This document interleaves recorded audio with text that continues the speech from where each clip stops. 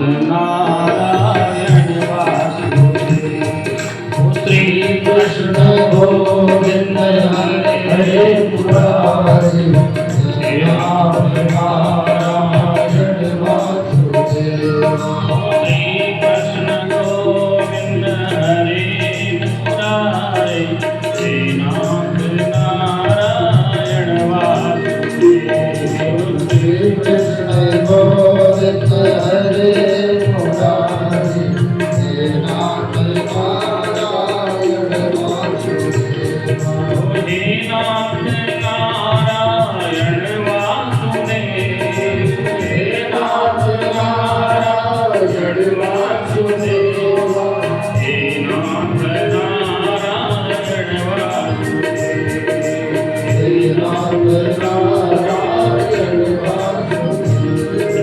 श्री कृष्ण गोविंद हरे मुरारी, श्री नाम नारायण वासुदेव। श्री कृष्ण गोविंद हरे मुरारी, श्री नाम नारायण वासुदेव। श्री कृष्ण देव की जय हो, सत्य सनातन धर्म की जय हो, धर्म की जय हो, धर्म की जय हो। अधर्म का नाश हो, अधर्म का नाश हो। प्राणियों में सद्भावना हो, प्राणियों में सद्भावना हो। विश्व का कल्याण हो, विश्व का कल्याण हो। हर हर महादेव।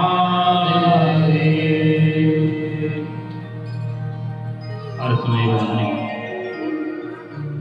व्यासपति पशु सुब्रत व्यास जी महाराज, समस्त भक्तिमयी माताएं, बच्चे, बालक एवं इस श्रीमद् भागवत कथा का पान का जो आनंद ले रहे हैं सभी भक्त लोग, बड़ा शुभ दिन है आज का। ज्ञानी के यहाँ तो प्रत्येक दिन ये शुभ होता है, फिर भी श्रीमद् भागवत कथा का महत्व व्यास जी महाराज ने आपको बता दिया होगा। श्रीमद् भागवत कथा भारत के इतिहास में पुराण में सर्वश्रेष्ठ है।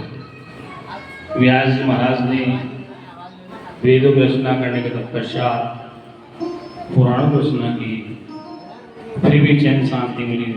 अंत में श्रीमद् भागवत महापुराण, महापुराण का 18,000 श्लोक है, सबसे बड़ा पुराण है। यद्यपि 18,000 श्लोक सप्ताह में श्रवण करना, वो श्रवण करना अति दुर्लभ है, मुमकिन नहीं है। फिर भी कथा में जो मूल कहानियाँ हैं, उनके माध्यम से व्यास जी महाराज ने आपको समझाया होगा। आज कथा का सप्ताह अंतिम है। ज़्यादा प्रेक्षित से सुखदेव कह रहे थे, हे राजन, सप्ताह का आज आखिरी दिन है। सुखदेव जी से परीक्षित कह रहे, महाराज तक्षक नाम का सर्प मुझे काटेगा, मैं मर जाऊंगा। सुखदेव जी बोले, राजन सप्ताह अंतिम चल रहा है और 8वां दिन नहीं होता है। तेरे को क्या मेरी बात समझ में नहीं आ रही? तू अपने को उस देह को सत्य मान बैठा है। देह तेरा पंचतत्व तो बड़ा नश्वर है और तू अविनाशी चैतन्य आत्मा है। लेकिन चैतन्य आत्मा को तक्षक नाम का श्रम नहीं बसेगा। शरीर तेरा नश्वर है और चैतन्य आत्मा विनाशी है, इसे तेरी मृत्यु नहीं हो सकती। और मैं तेरे सामने साक्षात खड़ा हूं। 8वां दिन नहीं होता है, सप्ताह कथा पूर्ण होने जा रही है, फिर भी तेरी जड़ बुद्धि लगी हुई है इस देह को सत्य मानकर। इस शरीर को तू सत्य मान रहा है। इसलिए राजन, तू बड़ा भय में है, भयभीत हो रहा है, मुझे तक्षक सांप काटेगा और मर रहा। इसलिए राजन, आत्मा कोई मारता नहीं, आत्मा अजन्मा नित्य शाश्वत सनातन है। अयो नित्य शाश्वतो पुराण, अयो नित्य शाश्वतो पुराण। आत्मा अजन्मा नित्य शाश्वत है। नहनते हन मारे शरीरे, शरीर के नाश से भी आत्मा का नाश नहीं होता है। ये राजन, तो नित्य शुद्ध और आत्मा है, लेकिन तेरी इस जड़ से जो संगति हो गई है, इस शरीर के साथ संतोष लग गया है, इस शरीर तो जन्म मरण वाला है, आत्मा जन्मा है। एक ज्यादा चिंतन ही करो कि मैं कौन हूँ, कोहम मैं कौन हूँ राजन। अगर मैं शरीर हूँ तो शरीर का पंचतत्वों का तो शरीर में बदलाव है। बचपन चला गया, जवानी जा रही है, वृद्धावस्था आ रही है, इस शरीर क्षणभंगुर है, आत्मा तो नित्य है।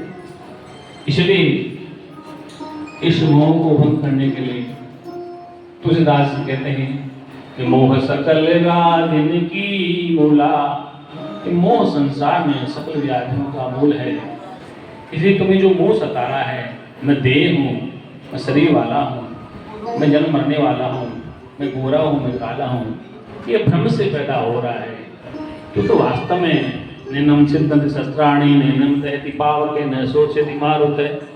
तुझ आत्मा को कोई शस्त्र नहीं काट सकता, जल गीला नहीं कर सकता, अग्नि जला नहीं सकती, तू तो नित्य शुद्ध है राजन।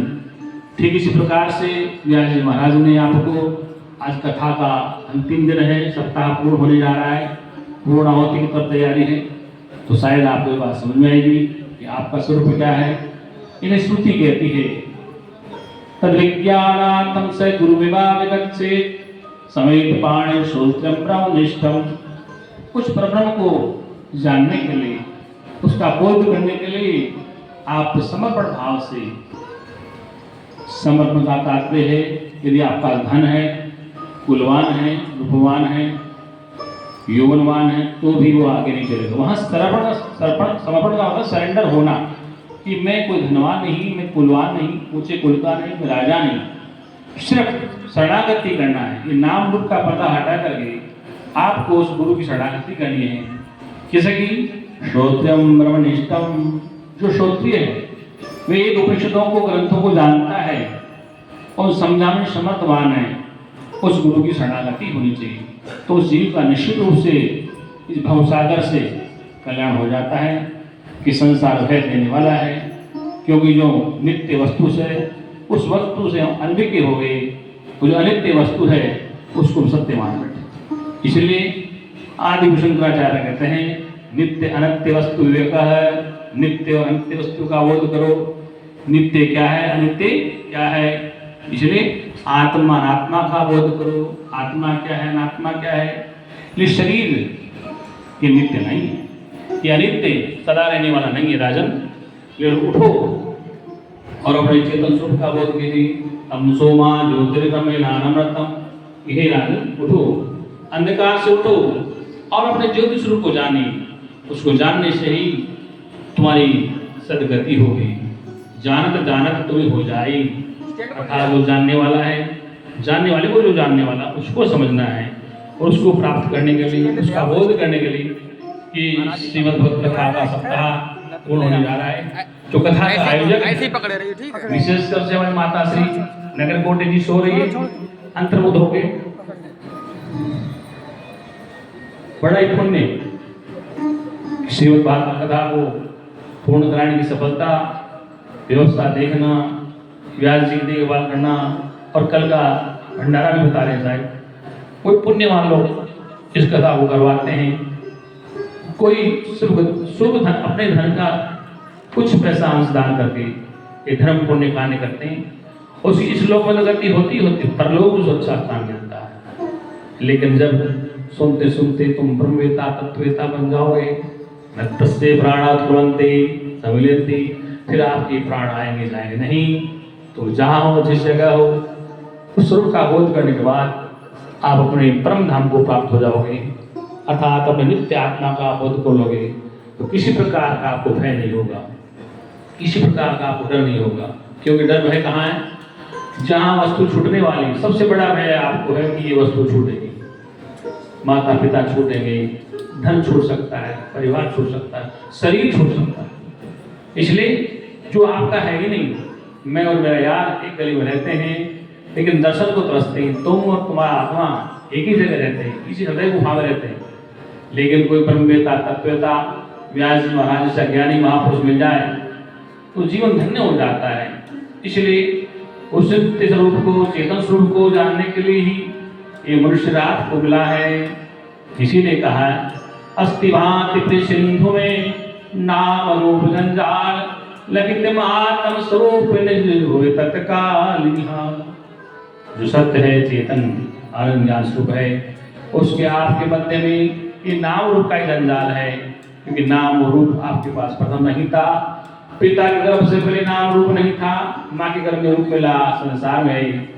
भगवान कृष्ण का नाम किसने किया? नामकरण अजन्मा अनामी था, उनका नाम गंगाचरण किया। श्री कृष्ण मधुसूदन देवकी नंदन गिरधर गोपाल थे, अनामी थे, अजन्मा। अजन्मा का जन्म दिखाया भागवत में, जो अजन्मा है, अनामी उसी के नाम है।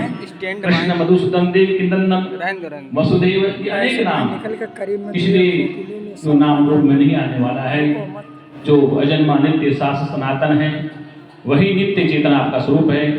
इसलिए उसी को जानने के लिए मनुष्य मिला है, और उसी परम तत्व का बोध करने श्रीमद् भागवत कथा का आयोजन किया जाता है। मैं इस कथा के आयोजकों को, व्यास जी महाराज को, समस्त संगत को मेरी तरफ से बहुत बहुत शुभकामनाएं, बहुत बहुत धन्यवाद। ओम शांति शांति शांति।